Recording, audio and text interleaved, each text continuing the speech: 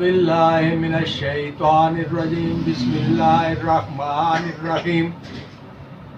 دوستو، میں حکیم ضمیر ملک نورانیہ دواخانہ گجر خان آج آپ کی خدمت میں کشتہ شنگرف اکثیری بنانے کا طریقہ پیش کر رہا ہوں، جس کی پہلی خوراک 10 کلو دودھ، آدھا کلو گھی دیسی ہضم کرتی ہے۔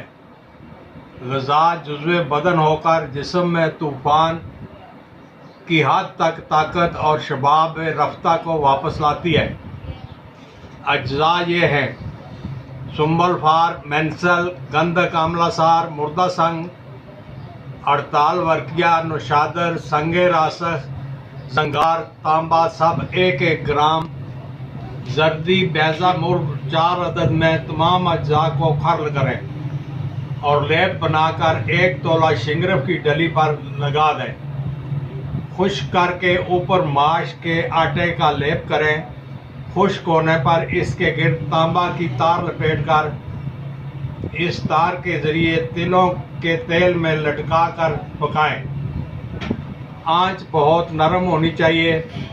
نیز شنگرف کی ڈلی پر ہر طرف جماعت برابر ہونا چاہیے۔ 10 بار تکرار عمل کریں، یعنی ادویہ کا شنگرف پر لیپ اور تلوں کے تیل میں پکانے کا عمل 10 بار کریں۔ ترکیب استعمال: صبح گوشت بکرا یا دیسی مرغ کے گوشت اور مرغن غذا کھلا کر 2 گھنٹے بعد 1/4 چاول ہمراہ 100 گرام مکھن گائے کے دیں۔